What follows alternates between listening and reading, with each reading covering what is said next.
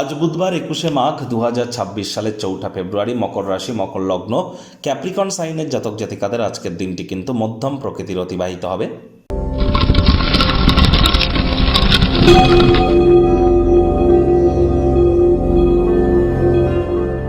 ভিডিওটির শুরুতেই ইসলাম দরদি ভাই বোনেদের জানাই রাজ্যক চ্যানেলের তরফ থেকে শবে বরাতের হার্দিক শুভেচ্ছা ও অভিনন্দন।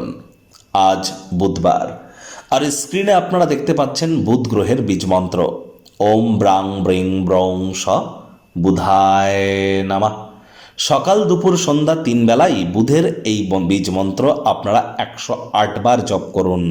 এটি আপনাদেরকে বহুলাংশ উপকৃত করবে, কারণ সম্প্রতি 3 তারিখেই কিন্তু বুধ রাহুর সংযোগ হয়ে জড়ত্ব যোগ কিন্তু তৈরি হয়েছে। আবার এই ফেব্রুয়ারি মাসেই কিন্তু বুধাদিত্য লক্ষ্মীনারায়ণ যোগ এবং বুধ বক্রিও কিন্তু হতে চলেছে, যার জন্য ফেব্রুয়ারি মাসের মান্থলি রাশিফল খুবই গুরুত্বপূর্ণ। যারা দেখেননি সময় সুযোগ বুঝে দেখে বা শুনে নেবেন। বুধ মানেই গ্রহদের যুবরাজ, বিদ্যা বুদ্ধি বিজনেসের গ্রহ, মানুষকে বোঝানোর ক্ষমতার গ্রহ। আর তাই বুধের মজবুতি এজন্য আমাদের ক্ষেত্রে অত্যাবশ্যক।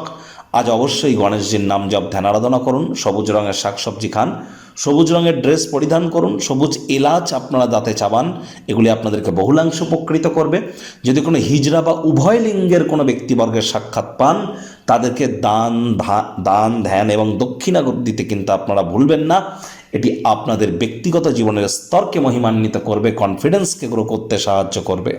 ভাগ্য মিটার আজ আপনাদের বলছে 4 আউট অফ 10 ভাগ্য আপনাদের অনুকূলেই থাকবে। সম্পর্কের ক্ষেত্রে এবং কর্মজাগতিক ক্ষেত্রে আপনাদেরকে একটু সাবধানতা অবলম্বন করেই চলতে হবে। আজ কায়িক পরিশ্রম হলেও শরীর মনে সতেজতা এবং তরতাজাই আপনারা অনুভব করবেন। কাজের জায়গা থেকে একটু তাড়াতাড়ি ছুটি নিয়ে আপনারা এমন কিছু করুন যা আপনারা উপভোগ করতে চলেছেন। আর মাত্র 3-4 দিন পরই কিন্তু আপনাদের জন্য অত্যন্ত ভালো একটি সময়ের আগমন ঘটতে চলেছে।